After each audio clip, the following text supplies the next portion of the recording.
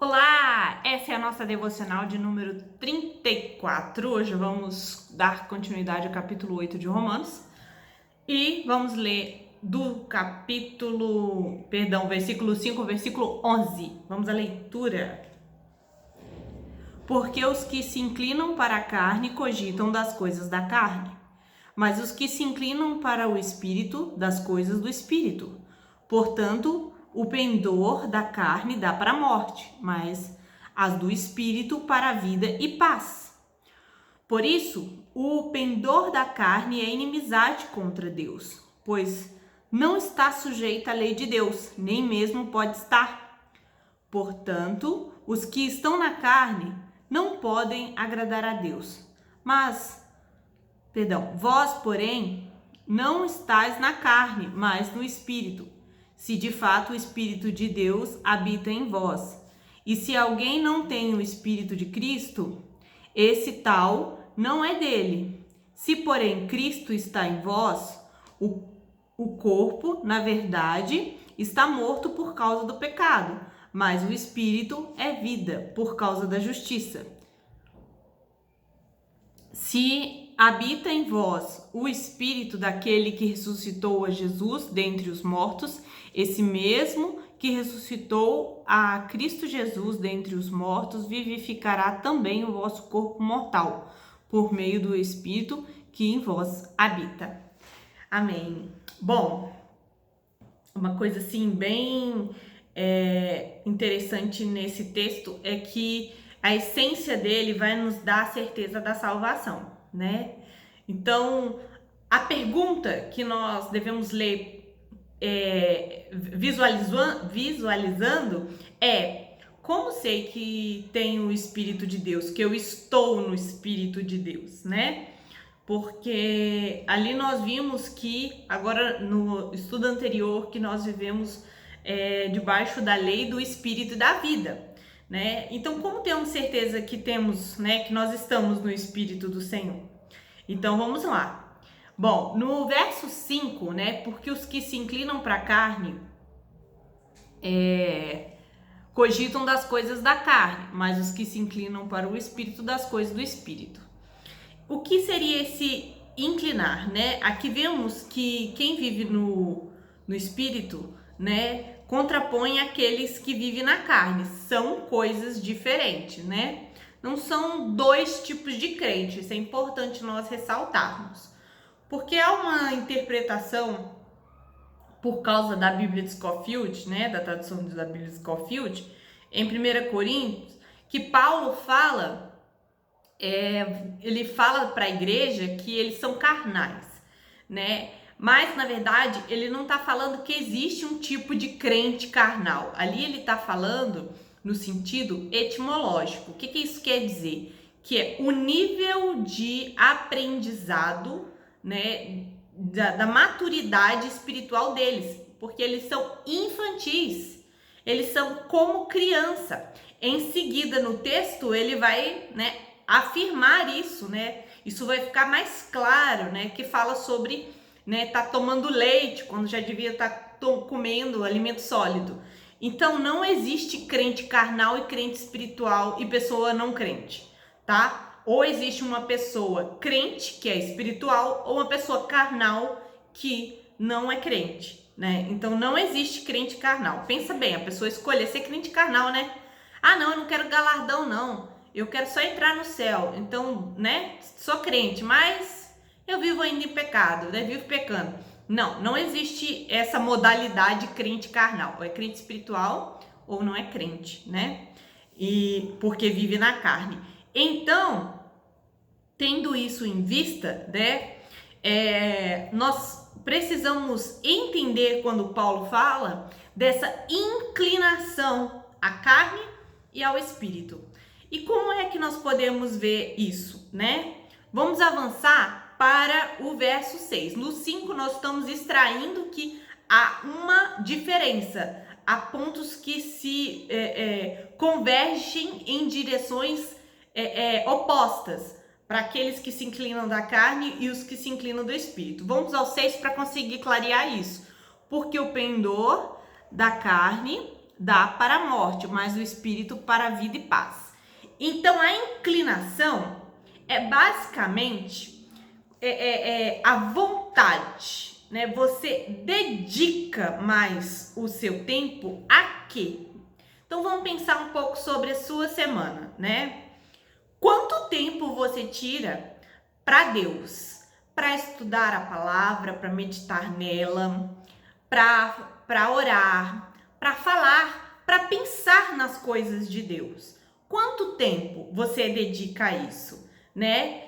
Isso já vai mostrar um pouco da sua dedicação. É claro que a gente fica, às vezes, dedicado 10 horas do nosso dia ao nosso trabalho e a gente não tem opção, a gente não tem escolha com relação a isso, né? Só que o tempo que você tem livre, vamos pensar nesse tempo fora do trabalho, né? No caso de mulheres, fora do seu tempo de ocupação, seja trabalho fora ou trabalho dentro de casa. O homem também, né? Seja em casa ou no trabalho, no tempo livre, você está inclinado ou desejoso de fazer o quê? Né? Você gasta um tempão nas redes sociais, gasta um tempão na Netflix, mas você não gasta tempo se organizando para ter um momento de meditação na palavra, porque não lhe agrada, não tá afim, não é isso que você quer. Você tá querendo outras coisas, ir no cinema, né? Quando dá. Ir comer fora, ir fazer um lazer, um churrasco, pensar em outra coisa. Não, assistir um programa de TV. Não tô dizendo que essas coisas são erradas, né? Ou ruins em si. O problema é que nós estamos meditando sobre essa inclinação. Esse nosso desejo tá mais pra quê, né? Então esse é um ponto. E aí no 6, ele vai falar por causa do resultado dessa inclinação. Porque o pendor da carne dá para a morte. Então essas coisas feitas para a inclinação da carne vai dar para a morte. Mas as coisas que dão para o espírito, né? A inclinação para o espírito vai dar para a vida e paz. Então a sua vida espiritual, né? Ela vai revelar, demonstrar qual é a sua inclinação, né? Então você é um crente há muitos anos, mas você não sabe a palavra de Deus. Você não sabe, você não tem tempo para as coisas de Deus. Você não dedica as coisas de Deus.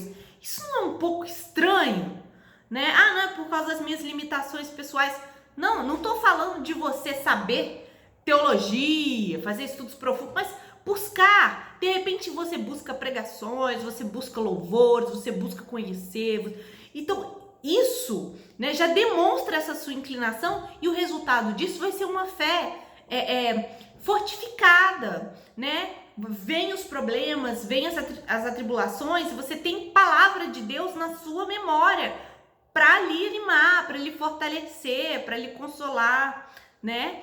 Então, o 6 é o resultado, né? O penhor, né, da carne dá para a morte, né? Quer dizer, quando você pratica, né, você vive essa vida inclinada para as coisas da carne, você está empenhorando ali, né, gerando um certo valor para aquilo que não é espiritual.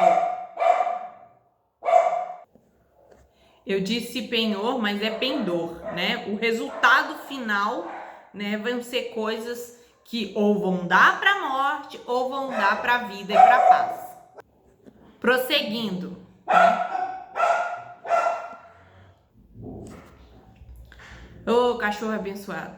Por isso, nós vamos agora, né, dar continuidade indo para o 7. Então, como você pensa, né, tá inclinado ao que na sua vida e o resultado final das coisas que você está inclinado. Aí vem o 7.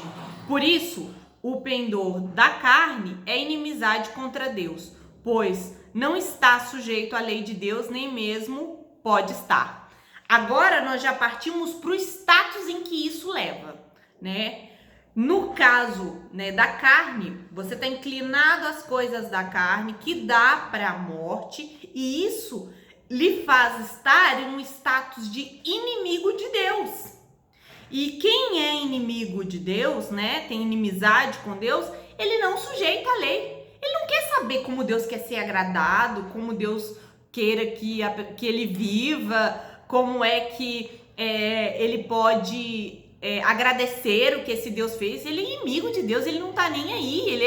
Ele, pelo contrário, tem prazer em se rebelar. E ainda que ele quisesse, que não é o caso, né? Ainda que ele quisesse fazer, né, se sujeitar à lei de Deus, ele não poderia. Lembra? É escravo do pecado, ele não pode, não consegue fazer, né, o que Deus lhe pede.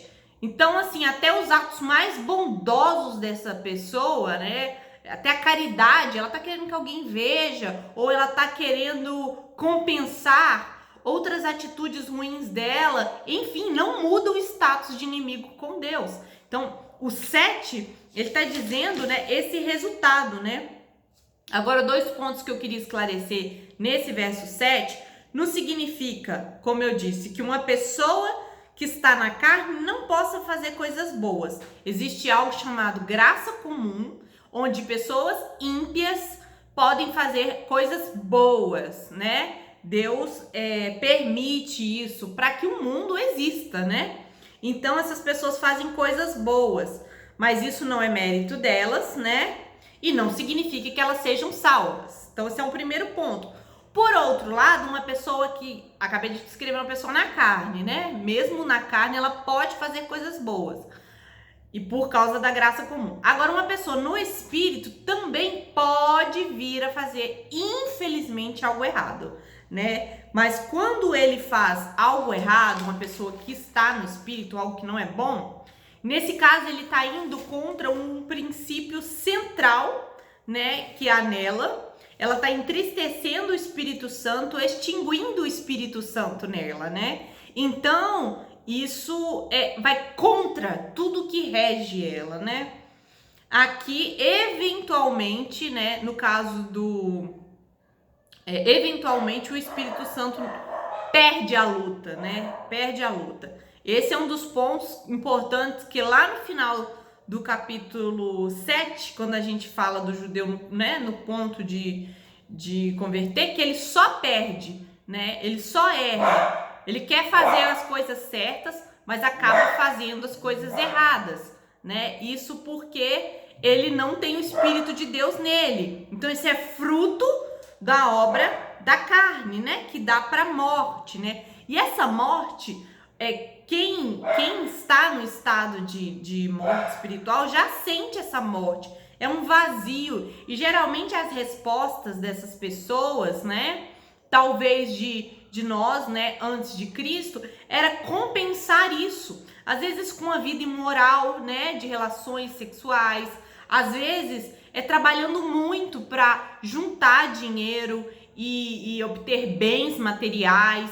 Às vezes é uma carreira profissional, uma realização na área profissional, enfim, diversas maneiras tentando compensar esse vazio, né, que o ímpio sente, essa morte que ele já vive, né, por estar separado de Deus. Então, esse status de relacionamento com Deus é de inimigo, né? Então, mostra estar no espírito, estar na carne. Então, o nosso relacionamento com Deus vai revelar se estamos no espírito ou se estamos na carne, né? Se estamos querendo cuidar da nossa própria vida sem querer saber o que Deus pensa, acha melhor, o que ele manda, como ele ordena. Então, isso vai revelar, né? O nosso relacionamento com Deus vai revelar. Então, vem o 8, que diz assim: portanto, os que estão na carne não podem agradar a Deus. É impossível agradar a Deus estando na carne, porque Deus é espírito, né? E a gente lembra lá daquela passagem em que fala que Deus é espírito e ele quer que nós o adoremos, né? Em espírito e em verdade, né? Então, assim, como nós vivendo na carne, vamos agradar esse Deus, né? Adorar esse Deus, sendo inimigos dele, rebeldes para com a sua lei. Então, não é possível, né? Ainda que você faça muitas coisas boas, isso não é mérito da pessoa. Então, estando na carne, né? E aí, no 9, vós, porém, não estáis na carne. Agora que ele explicou o que é que existe o estar na carne, o estar no espírito, e ele mostra isso. O que ele fala agora? Né? Agora ele fala: expliquei o que é estar na carne, expliquei o que é estar no espírito. Agora eu estou falando com vocês, né? Que é a igreja de Roma. Porém, não estáis na carne. Por que Paulo tinha essa certeza para fazer essa afirmação? Porque a igreja de Roma é uma igreja onde o evangelho foi pregado. Eles entenderam a obra de Cristo, creram nisso. Era uma igreja que amava o Senhor Jesus Cristo, que apoiava missões. Tanto é que Paulo está escrevendo com o objetivo de obter o apoio da igreja de Roma para ele fazer missões na Espanha, né? Então, ele afirma com base nisso. Não estás na carne, mas no espírito. Aí, importante, irmãos, olha só. Se de fato o Espírito de Deus habita em vós.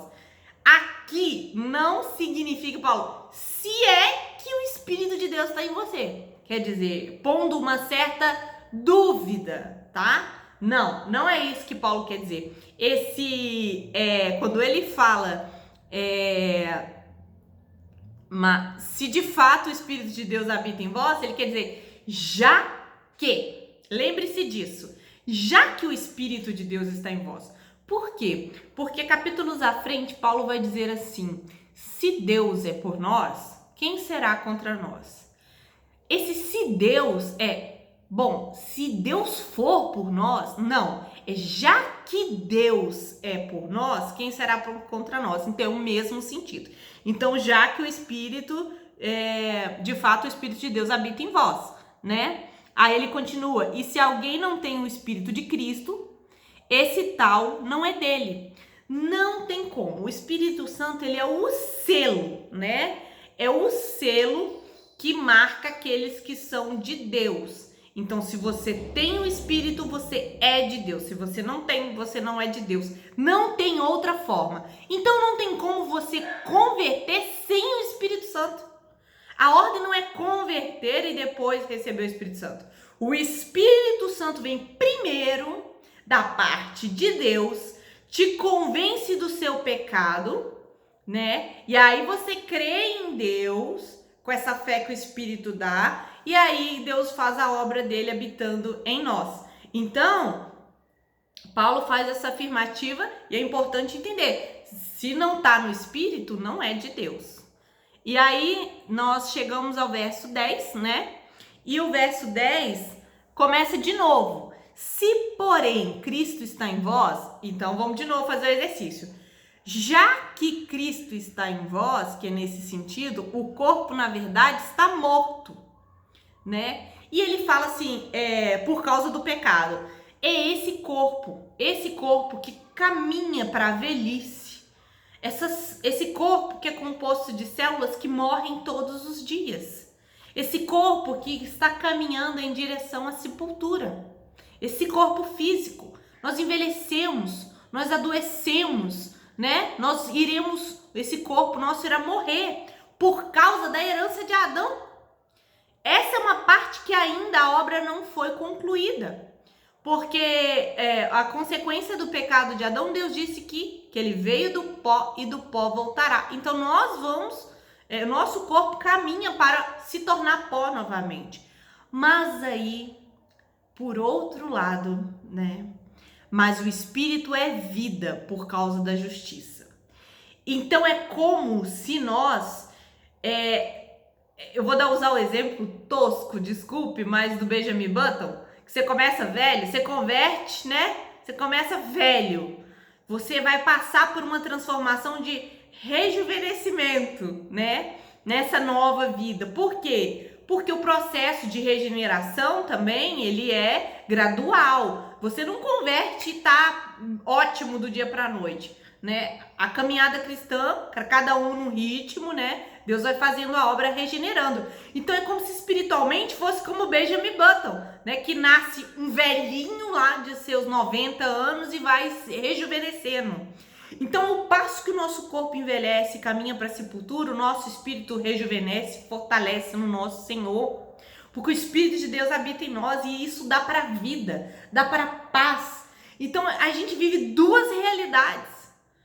Então é possível você estar aí com seus 60, 70, 80, 90 anos, com o corpo sentindo já o peso da idade, as fragilidades da idade, da degradação do corpo, e ainda assim, interiormente, né, no seu espírito forte, cheio de vigor, né, cheio de vigor, quando se prostra para orar, há tanta energia, há tanta força, há tanto vigor, há tanta fé. Então nós vivemos em mundos diferentes, né?